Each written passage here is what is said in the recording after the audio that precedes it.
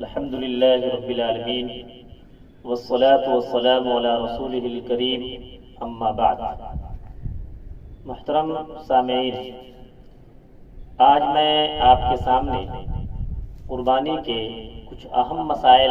بیان کروں گا جو قربانی سے پہلے جاننا بہت ضروری ہے۔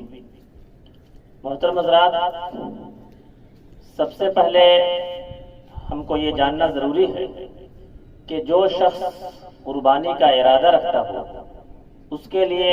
کیا پابندی لگائی گئی ہے۔ اس سلسلے میں حضرت ام سلمہ رضی اللہ عنہ کی ایک حدیث ہے، ان النبی صلی اللہ علیہ وسلم قال اذا رأيتم هلال ذي الحجة وأراد أحدكم أن يضحي فليمسك عن شعره وأظفاره۔ اللہ کے نبی صلی اللہ علیہ وسلم نے ارشاد فرمایا، مسلم شریف کی حدیث ہے، کہ جب تم ذی الحجہ کا چاند دیکھ لو اور تم میں سے کوئی شخص قربانی کرنے کا ارادہ رکھتا ہو تو اس کو چاہیے کہ اپنے بال بنوانے سے اور اپنے ناخن تراشنے سے باز آئے۔ یہ قربانی دراصل حج کا ہی ایک حصہ ہے۔ حج کے جو ارکان ہیں اس میں سے ایک اہم رکن قربانی ہے، اور ہم سب لوگ یہ بات جانتے ہیں کہ جو شخص حج کا ارادہ رکھتا ہو احرام باندھنے کے بعد اس پر بہت ساری پابندی عائد ہوتی ہے۔ اس میں سے ایک پابندی یہ بھی ہے کہ وہ اپنے بال کی حجامت نہ بنوائے، بال نہ کاٹے اور ناخن نہ تراشے۔ چاہے جسم کے کسی بھی حصے کا بال ہو، اس بال کو نہیں کاٹنا ہے اور نہ ناخن تراشنا ہے۔ تو یہ پابندی اس شخص کے لیے بھی لگائی گئی ہے جو قربانی کرنے کا ارادہ رکھتا ہو۔ لہٰذا ہم کو چاہیے کہ ذی الحجہ کا چاند جس دن دیکھا جائے، جیسے اس سال امید ہے کہ 19 جون کو ذی الحجہ کا چاند دیکھا جائے گا، تو 19 جون سے پہلے ہم اپنے ناخن تراش لیں، اپنے بال کٹوا لیں، اور اس کے بعد بال تراشنے اور بال کٹوانے اور ناخن تراشنے سے باز رہیں۔ دوسری چیز یہ ہے کہ قربانی کا وقت کیا ہے۔ تو ہم سب لوگ جانتے ہیں عام طور سے کہ قربانی کا وقت عید الاضحیٰ کی نماز ادا کرنے کے بعد ہے۔ عید الاضحیٰ کی نماز جو 2 رکعت ادا کی جاتی ہے، نماز ادا کرنے کے بعد ہم کو قربانی کرنا ہے۔ بعض حضرات اللہ کے نبی صلی اللہ علیہ وسلم کے زمانے میں ہی بعض لوگوں نے نماز سے پہلے قربانی کر لی، تو اللہ کے نبی صلی اللہ علیہ وسلم نے یہ ہدایت فرمائی کہ من ضحى قبل الصلاة فإنما ذبح لنفسه، کہ جس نے نماز سے پہلے قربانی کی اس نے اپنے لیے ذبح کیا، یعنی قربانی اس کی قربانی نہیں ہوئی، وہ عام گوشت کھانا ہو گیا، قربانی کا مقصد حاصل نہیں ہوا۔ ومن ذبح بعد الصلاة فقد تم نسکه، اور جس نے نماز کے بعد یعنی عید الاضحیٰ کی نماز ادا کرنے کے بعد قربانی کی تو اس کی قربانی مکمل ہوئی۔ وَأَصَابَ سُنَّةَ الْمُسْلِمِينَ، اور اس نے مسلمانوں کی سنت کو پا لیا۔ یہ حدیث بخاری اور مسلم دونوں نے روایت کی۔ تو ہمیں اس بات کا خیال رکھنا ہوگا کہ قربانی کا وقت عید الاضحیٰ کی نماز کی ادائیگی کے بعد ہی ہے، اس سے پہلے نہیں۔ تیسری چیز یہ ہے کہ اللہ کے نبی صلی اللہ علیہ وسلم نے حج میں عام طور سے بڑے جانور کی، اونٹ کی قربانی کی، لیکن یہ ہر سال جو ہم قربانی کرتے ہیں اس میں اللہ کے نبی صلی اللہ علیہ وسلم نے چھوٹے جانور کی قربانی کا اہتمام کیا۔ میڈھے کی قربانی آپ نے کی، اس لیے بہتر یہ ہے کہ چھوٹے جانور کی ہی قربانی کی جائے۔ بخاری شریف کی حدیث ہے، حضرت انس بن مالک رضی اللہ عنہ بیان فرماتے ہیں کہ کان النبی صلی اللہ علیہ وسلم یضحی بکبشین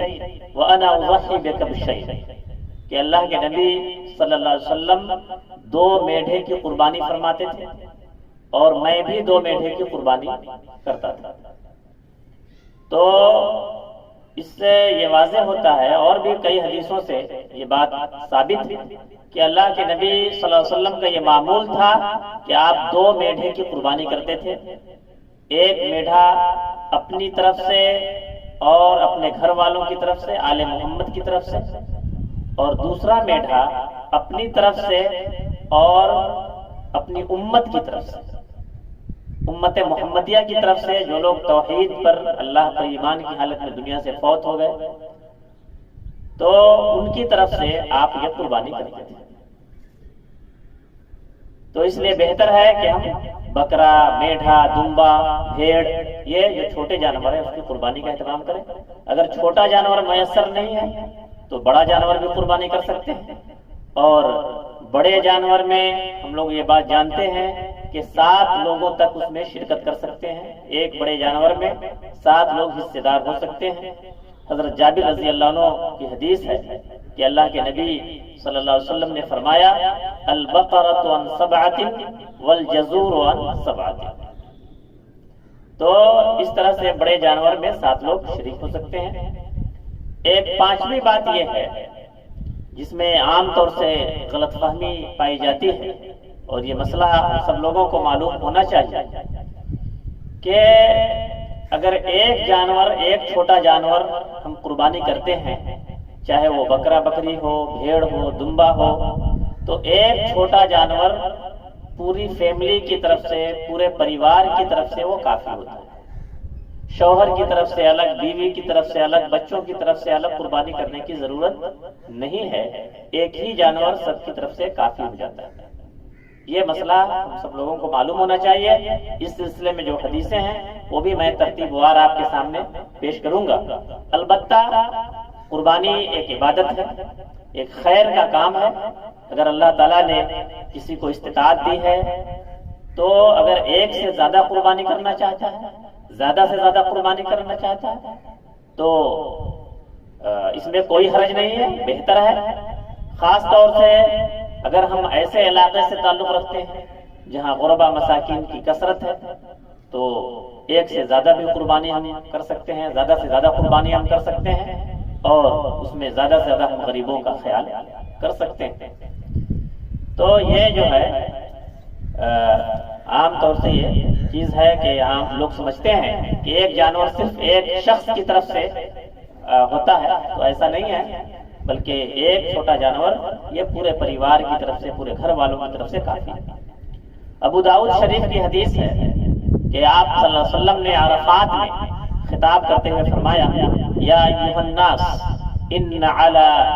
کل اہل بیت فی کل عام اضحیۃ، کہ اے لوگوں، ہر گھر والے پر، ہر فیملی پر ہر سال ایک قربانی واجب ہے، ایک قربانی ضروری ہے۔ تو اس میں بھی آپ نے وضاحت کر دیا کہ ایک قربانی ایک گھر والے کی طرف سے، ہر شخص کی طرف سے قربانی کرنے کی ضرورت نہیں ہے۔ اور ترمذی شریف کی ایک حدیث میں ہے کہ حضرت ابو ایوب انصاری رضی اللہ عنہ سے حضرت عطا رحمۃ اللہ علیہ نے دریافت کیا، پوچھا کہ رسول اللہ صلی اللہ علیہ وسلم کے زمانے میں قربانیاں کس طرح ہوتی تھیں؟ تو آپ صلی اللہ علیہ وسلم نے جواب دیا کہ تو آپ رضی اللہ عنہ نے جواب دیا، ابو ایوب انصاری رضی اللہ عنہ نے، کہ کان الرجل فی عہد النبی صلی اللہ علیہ وسلم یضحی بالشاة عنہ وعن اہل بیتہ فیأکلون ویطعمون ثم تباہ الناس فصار کما ترى، کہ اللہ کے نبی صلی اللہ علیہ وسلم کے زمانے میں ایک آدمی ایک بکری کی قربانی کرتا تھا یا ایک بکرے کی قربانی کرتا تھا اپنی طرف سے اور اپنے گھر والوں کی طرف سے، ایک ہی بکرا یا بکری اپنی طرف سے اور اپنے پورے گھر والوں کی طرف سے کرتا تھا، اور پھر سب لوگ اسے کھاتے تھے اور لوگوں کو کھلاتے تھے۔ اس کے بعد لوگوں میں فخر و مباحات کی کیفیت پیدا ہو گئی، لوگ زیادہ سے زیادہ قربانی کرنے لگے اور اس پر فخر کرنے لگے، اور وہ صورتحال ہو گئی جو تم آج دیکھ رہے ہیں۔ تو یہ بات ہم لوگوں کے سامنے رہنا چاہیے کہ قربانی ایک عبادت ہے، اس میں مقابلہ آرائی نہیں ہونا چاہیے، دکھاوا نہیں ہونا چاہیے، فخر و مباحات نہیں ہونا چاہیے، بلکہ اللہ کی رضا اور خوشنودی کے لیے ہم قربانی کریں۔ اگر ایک ہی جانور کی استطاعت ہے تو ایک ہی جانور کی استطاعت کریں، اور ایک جانور یہ پورے گھر کی طرف سے کافی ہے۔ اور جیسا کہ ہم نے آپ کو کے سامنے بیان کیا کہ یہ خیر کا کام ہے، اگر نیک نیتی کے ساتھ ہم ایک سے زیادہ قربانی کرتے ہیں تو اس میں بھی کوئی حرج نہیں۔ بخاری شریف کی ایک حدیث میں ہے کہ وَكَانَ عبد اللہ بن ہشام يضحي بالشاة الواحدة عن جميع أهله، کہ عبداللہ بن ہشام رضی اللہ عنہ ایک ہی بکری یا ایک ہی بکرا اپنے تمام گھر والوں کی طرف سے قربانی کرتے تھے۔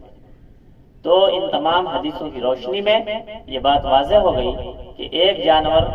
پورے گھر کی طرف سے کافی ہے۔ اللہ تعالیٰ سے دعا ہے کہ ہم لوگوں کو قربانی کے یہ مسائل سمجھنے اور ان کے مطابق عمل کرنے کی توفیق عطا فرمائے۔ وما توفیقی الا باللہ۔